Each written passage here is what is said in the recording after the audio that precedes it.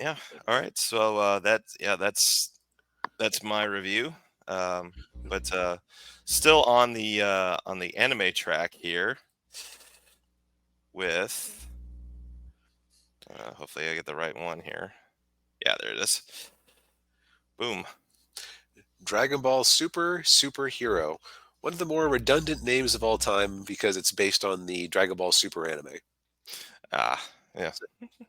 I've been curious about this one since last year.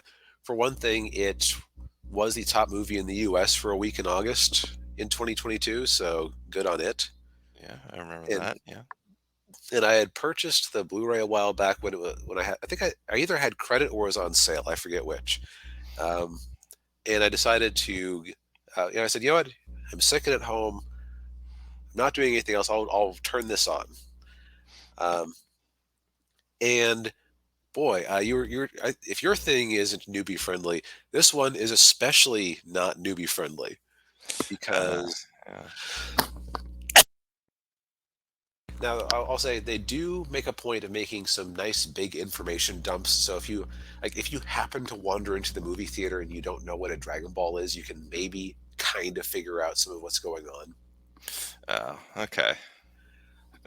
So the plot of this one is actually, excuse me, thankfully I muted that. Yeah, yeah, yeah. Ninja says you really enjoyed this. I can see why.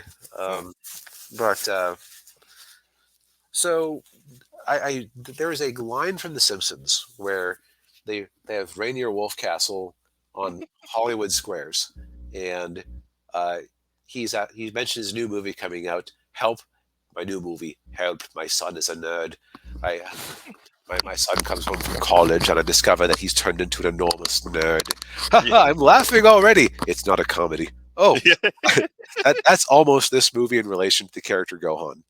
Uh, So, um, there's le- although there's a little less Gohan than I would have liked.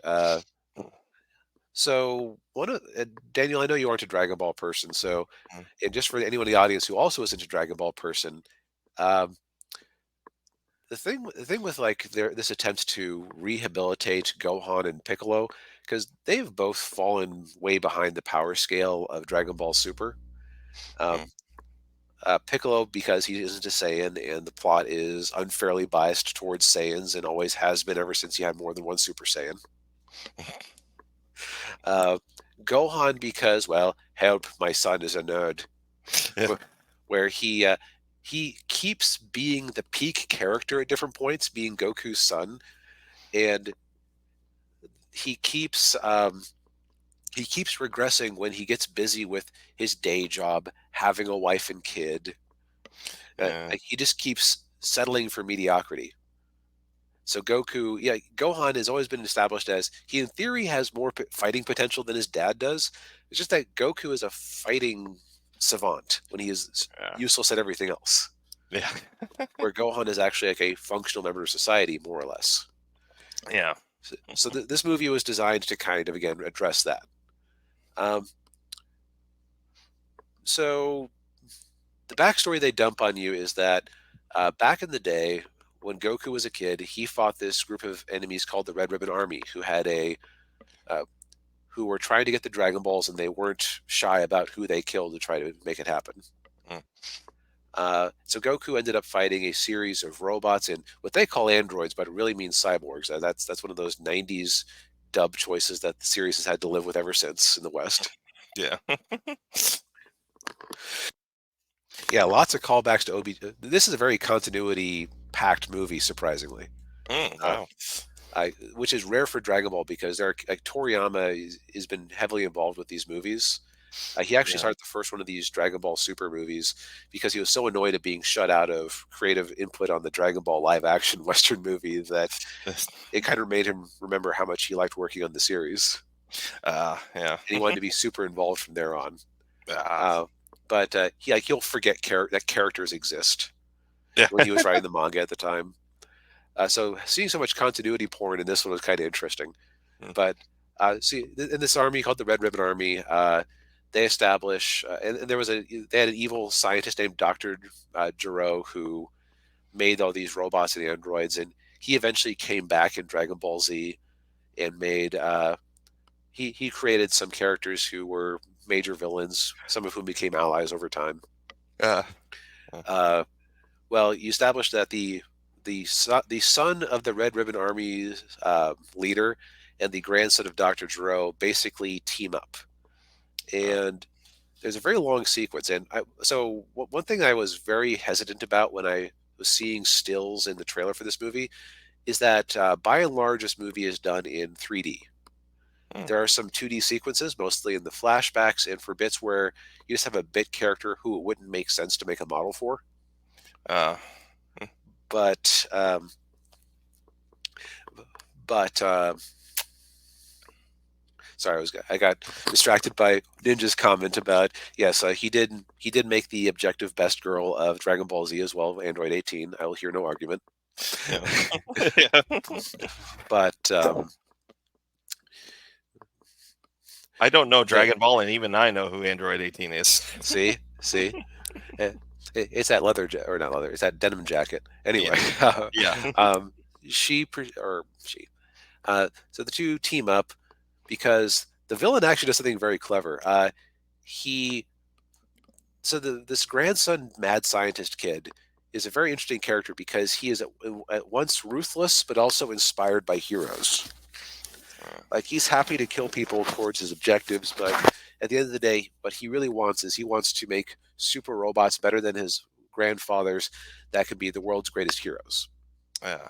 Okay. And so, what the general of the Red Ribbon Army in exile, I guess, like they basically made a pharmaceutical company under the same name, which is an awful disguise. Yeah. It'd be like having Third Reich. Yeah, oh yeah, Third Reich Motors. Like no, we're not a front for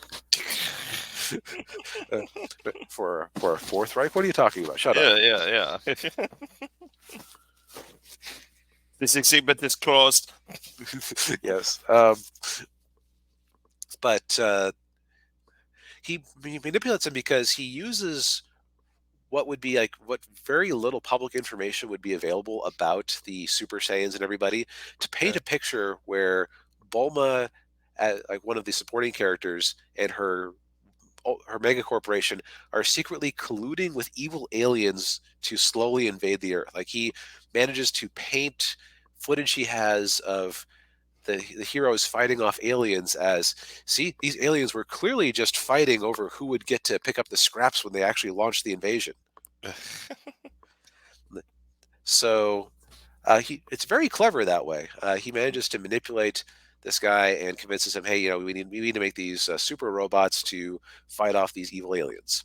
Uh, Um, I mentioned that the crux of this movie was help, my son is a nerd, but that it isn't actually Gohan's story really. It's really Piccolo who is the green alien guy in the middle there. okay.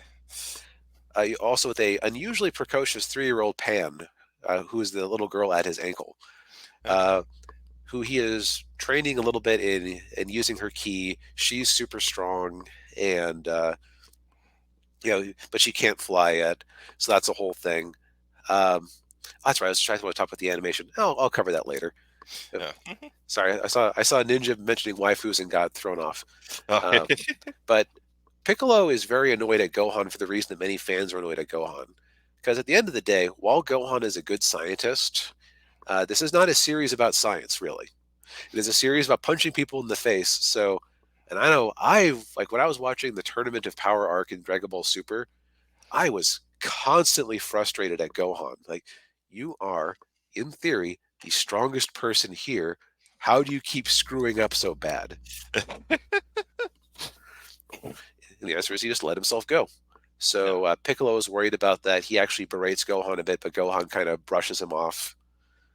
Mm, Gohan and his wife keep making Piccolo babysit and pick up or pick up their daughter Pan uh, from daycare, and so like he's like a lovable grumpy uncle, which is peak Piccolo writing. yeah. Um, and then Piccolo is attacked by one of those caped alien-looking guys there.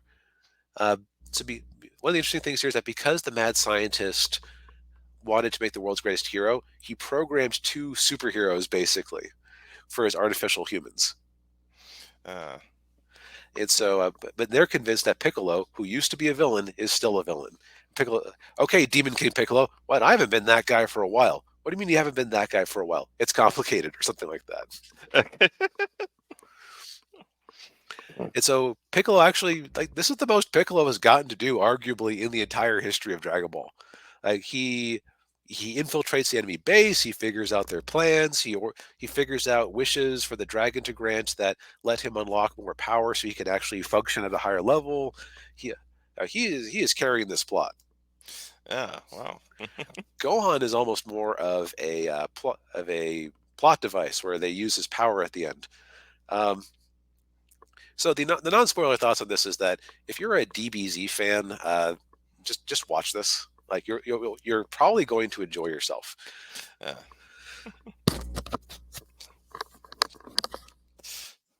Yeah, you're right. While Piccolo had infiltrated the enemies, he made the plan to kidnap a willing Pan so that Gohan would get angry, because that was always Gohan's thing, was that he had to get angry to be really powerful. Yeah. Yeah. Okay. So like, Piccolo is being a master manipulator. He gets to have all the cool fight scenes. Gohan is really just like the blunt instrument at the end who gets a new power level when he finally he gets upset watching Piccolo get taken apart by the last villain. Oh, okay. Um, Fat Boy mentions Dragon Ball Z abridged. A funny thing about that, there are actually a couple of lines that almost feel like they would have been lines in Dragon Ball abridged. One of them was Bulma shows up with reinforcements and says, "Hey, I brought some of the strongest heroes in the world. Also, Krillin is here too." Like I almost was like, okay, where's the Krillin owned ding that they would always do in Dragon Ball abridged? Oof. Yeah. And the animation was actually something that I was kind of concerned about going into this movie, because they like I said, like I was saying before, I got derailed by waifu talk before. Um, they largely have switched over to a 3D style for this, but I feel like the animators took this switch to 3D as a challenge. Basically, can we like what all can we make look natural with 3D? So they're constantly doing things like characters have flexible parts. Like you have a character with long ears who that they flop around very like just like they were drawn. You have scenes of characters eating Oreos, and one of them like, it takes the Oreo apart and like runs the cookie through the cream of the other half, and it looks good. Yeah. They and they do all the things you can do with 3D that are hard to do with 2D, like have the camera pan around at crazy angles. Mm. So, and they just make effects happen that you could not make happen with 2D. So yeah, I have this now. There are some models that look better than others. Uh, Yeah. I'm sure they put the most effort into the Piccolo and Gohan models since they were getting the most use here. Some of the others look a little bit bad, and they kind of look bad from profiles. Oh, okay.